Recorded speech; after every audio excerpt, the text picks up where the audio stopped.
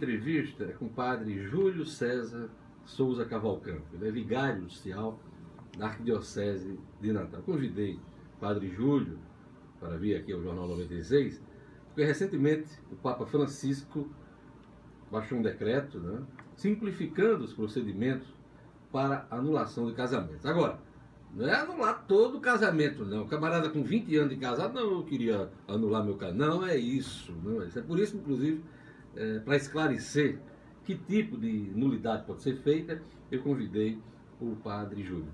Bom dia, padre. Bom dia, Diógenes. Bom dia aos ouvintes da 96 FM. Realmente nós estamos vivendo esse jeito novo de chegar às pessoas através desse decreto Misericórdia e Jesus do Papa Francisco.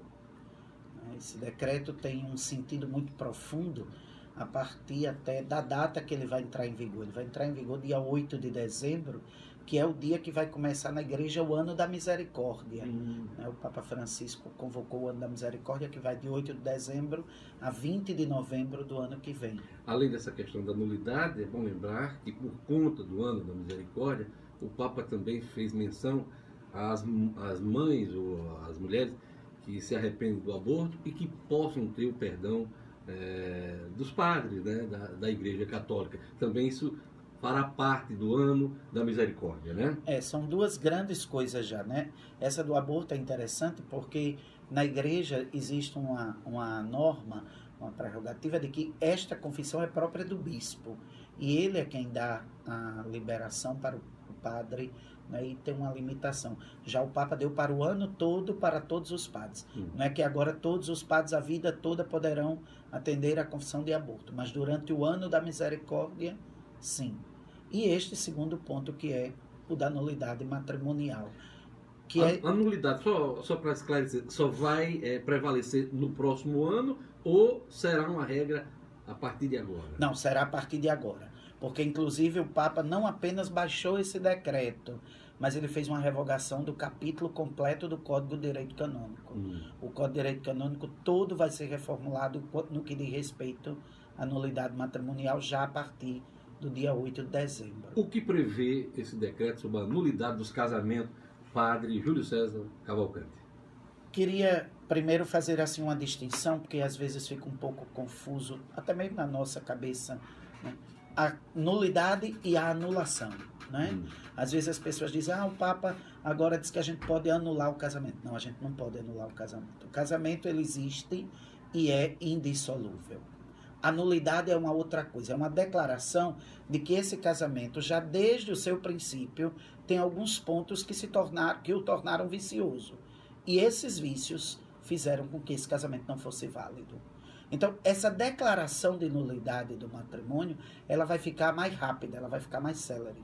E é exatamente isso que o Papa já vem dizendo desde que assumiu a Cátedra de Pedro. Ele já vem falando sobre isso, porque hoje, Diógenes, às vezes até nos dói, eu digo que já estou neste tribunal desde que Dom Jaime chegou a Natal, nos dói, por exemplo, pessoas que passam 3, 4 anos esperando uma resposta. E isso não é nem... um sofrimento. É um sofrimento. E eu não diria nem que é por uma maldade, mas você veja só, nós hoje aqui em Natal fazemos todo o processo, preparamos tudo, temos que enviar para Recife. Aí Recife recebe o processo de 21 dioceses do regional.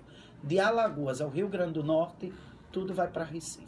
Se Recife diz, pronto, esse processo é declarado nulo, mas não está terminado, precisa de uma segunda sentença afirmativa. Aí vamos para Fortaleza. Fortaleza recebe todos os processos do estado do Ceará, que já são 12 dioceses, e mais toda a apelação das 21 dioceses do Regional Nordeste 2, que é o nosso. E é justamente isso que o Papa simplificou, não é? Isso mesmo. O ponto central da questão está aí. O que é que vai acontecer agora, a partir de 8 de dezembro? Nós preparamos o processo todo aqui, finalizamos o nosso parecer e o próprio bispo vai confirmar a sentença, no caso nosso Dom Jaime. Se algum das duas partes achar, não, eu não concordo com a sentença, e apelar, no e caso, apelar, né? Mas ela não vai mais apelar para Recife, ela vai apelar para a diocese sufragânea mais antiga, no nosso caso, Mossoró. Então nós iremos a Mossoró. E Mossoró e Caicó apelarão a Natal. Então ficaremos mais tranquilos, porque de 21 dioceses nós caímos para 3. Então, realmente simplificou bastante. Agora, eu queria que o senhor explicasse para o nosso ouvinte em quais situações cabe a nulidade do casamento religioso. Gente, é o casamento religioso na Igreja Católica. Também não confundir com o casamento civil, né? Aquele que você vai lá no cartório e tal, assina o documento. Esse também tem outro processo, aliás, foi simplificado recentemente. Já tira até pela internet. Exatamente. E quando não há filhos, né? Quando o casal não tem filhos, esse fim do casamento no âmbito civil, ele é mais simplificado hoje. Mas a gente está falando aqui, nesse momento, no casamento religioso na Igreja Católica. Em quais situações, Padre Júlio, cabe a nulidade? Veja bem, a princípio nós temos que ter a consciência de que essas situações elas têm que ter existido já antes do matrimônio. Elas não devem ter sido criadas depois. Por exemplo, uma mulher, durante o namoro, né, o noivo, aquela pessoa muito carinhosa, muito cheia de amor, todos os dias leva flores, leva chocolate, né, convida para passear. E depois do casamento ele se torna uma pessoa agressiva, que em vez de flores são murros, espanca e aquela coisa toda.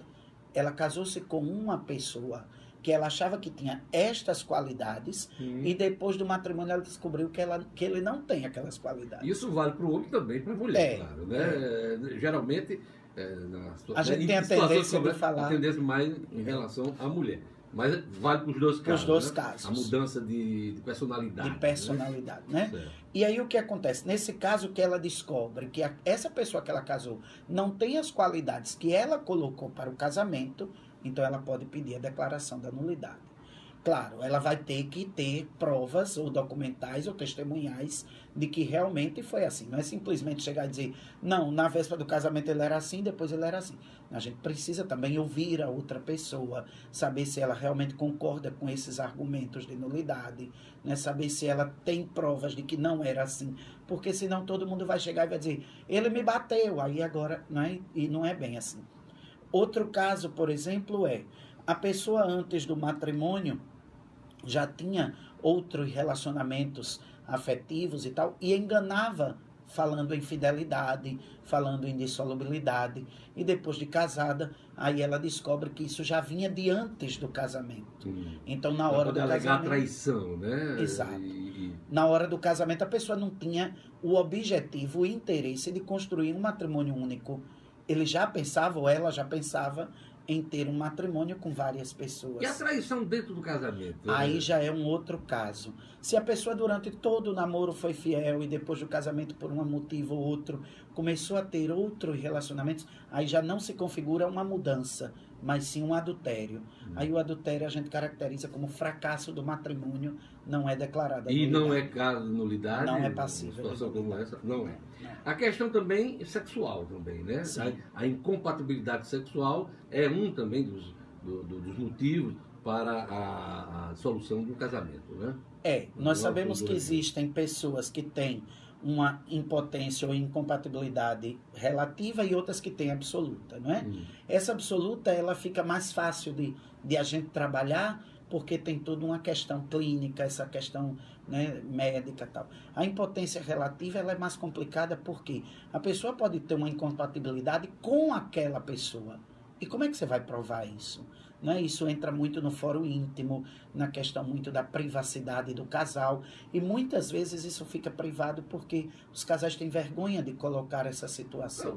Não dá para provar isso diante do padre, né? Não. Aí vai ter que ser o diálogo dos dois. Né? O relato dos dois, né? Como fazer. E tem uma outra situação também muito comum, é quando um dos cônjuges, né, descobre que o outro era casado, né? Há situações que é também uma coisa muito... Tem também a questão da nulidade, até na questão do direito civil, né? Você não pode enganar o outro companheiro, né? Nesse caso também é considerado pela igreja? Sim, e neste caso não precisa nem fazer o processo completo. A prova documental já dá o direito do vigário judicial da arquidiocese declarar a nulidade do matrimônio. É a mais célere. É a mais célere. Porque também já há um documento probatório, né? Isso. E já aconteceu, já acho que uns 3 ou 4 casos aqui, porque às vezes a gente fica no mundo das ideias, né? Quase como que Claro. Platão, assim, dizendo, será que isso acontece? Acontece. Acontece. Eu já acompanhei um caso, por exemplo, que a pessoa sabia que era batizada numa determinada igreja, ela foi numa outra igreja onde ela não tinha sido batizada, mandou procurar o batistério dela lá. Pelas normas da igreja, se não se encontra o batistério da pessoa, você tem que dar uma certidão negativa de batismo. E esta certidão negativa de batismo pode ser inserida no processo matrimonial, substituindo o batistério. A igreja acredita na palavra da pessoa de que ela foi batizada ali e não se encontrou a certidão. Aí essa pessoa pegou essa certidão, foi numa outra igreja e casou na igreja pela segunda vez, ou tentou o matrimônio pela segunda vez. A primeira esposa descobriu, juntou todas as provas, trouxe para o tribunal. Automaticamente nós enviamos um comunicado à paróquia onde houve o matrimônio e a paróquia onde houve o batizado, para que as duas coisas fossem declaradas nulas. Eu lhe pergunto, ao longo dessa sua experiência, né, como vigário judicial, qual foi o caso mais inusitado? O senhor acabou de contar um que é interessante, mas qual foi o caso mais inusitado, que mais lhe chamou a atenção, padre? O que mais me chama a atenção, e aí não é só um nem dois, é essa experiência que nós estamos vivendo nos últimos anos das pessoas com menos de 1 ano de matrimônio pedirem a declaração da nulidade. Que coisa, né? Parece que o matrimônio se tornou apenas uma indústria, um comércio e uma festa, sabe? Existe muito pouco, não vou dizer que está zerado, mas existe muito pouco esse sentimento de sacramento, de viver a experiência de estar realmente celebrando um sacramento da igreja. Você vê, por exemplo, que hoje as pessoas já querem uma celebração de sacramento fora do templo religioso. Já querem celebrar na praia, já querem celebrar numa chácara, já querem... Perdeu-se um pouco o sentido disso.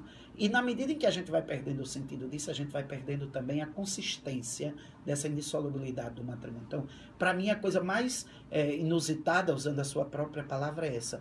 Menos de 1 ano de casado, a pessoa vem pedir, padre, eu quero declarar nulo o meu matrimônio. Quer dizer, as pessoas não se preparam, né, para esse momento importante da vida, né? Isso. E você que professa uma religião, faz parte de uma religião com uma tradição, uma igreja católica, não se prepara para um momento como esse, né? Apesar de que é oferecida a preparação, não é? Verdade. Todas as paróquias têm pelo menos um final de semana a cada 2, 3 meses de preparação para o sacramento. Alguns até exigem, né? Exigem. Né? Eu, às vezes, me pergunto, por exemplo, será que um final de semana é o suficiente? Mas nós sabemos também que se exigir demais, aí o povo não vai, não é? É uma coisa que a gente tem que ir trabalhando. Eu me lembro de uma frase de João Paulo II, que ele dizia assim, só o fato da pessoa vir procurar o sacramento do matrimônio já denota um sentido de fé. Então a gente tem que seguir essa... E acreditar nesta fé, né? É. Olha, e é uma coisa importante lembrar que o trâmite é gratuito, né, padre? A partir de agora eu cobrava alguma coisa antes? Essa é uma questão que precisa ser analisada. Hum. Por exemplo, Dom Jaime tem muito conversado conosco, já desde que ele chegou aqui em 2012, que ele acha, e eu concordo plenamente com ele, um absurdo que hoje nós cobremos 4 salários mínimos para quem vem pedir a declaração de nulidade. Mas isso é uma determinação, por exemplo, do Tribunal de Recife e do Tribunal de Fortaleza, aos quais nós estamos Agora, com essa sujeitos. simplificação, fica possível até uma gratuidade, como está previsto aí, parece no decreto do Papa Francisco. Né? O Papa pede uma gratuidade. Alguns bispos já daqui do nosso regional, em conversa e em situações de discussão, têm colocado um pouco que talvez a gratuidade não seja ainda o possível, porque você tem que ter os advogados civis, tem custas, né? Você tem que ter todas as custas do processo, essa coisa. Mas que se poderá reduzir muito. E uma coisa, Diógenes, que talvez o nosso povo ainda não tenha consciência disso, é que mesmo sendo cobrado, na igreja há sempre uma opção preferencial pelos pobres. Então, se você não pode pagar, você tem que fazer essa declaração diante do vigário judicial ou do seu próprio pároco. Uma declaração de pobreza. De pobreza. Dizer, eu não posso pagar esse valor.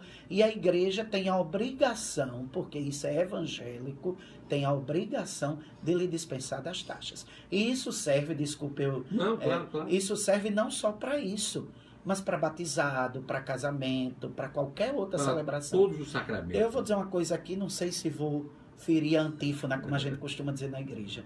Mas por que que a gente botou na cabeça que casamento comunitário é coisa para pobre? Não é.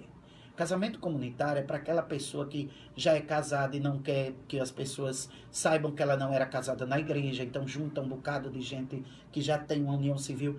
Mas pobre tem direito ao casamento na melhor igreja de Natal, com o melhor padre que ele quiser, sem pagar nada, se ele assim desejar. É isso aí.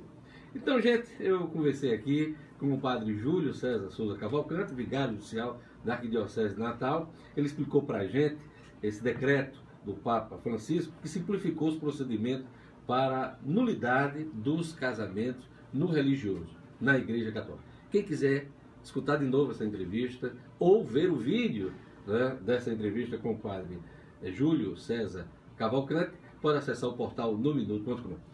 Padre Júlio, sua bênção. Deus nos abençoe e um bom dia para todos. Obrigado pela atenção. Obrigado, senhor.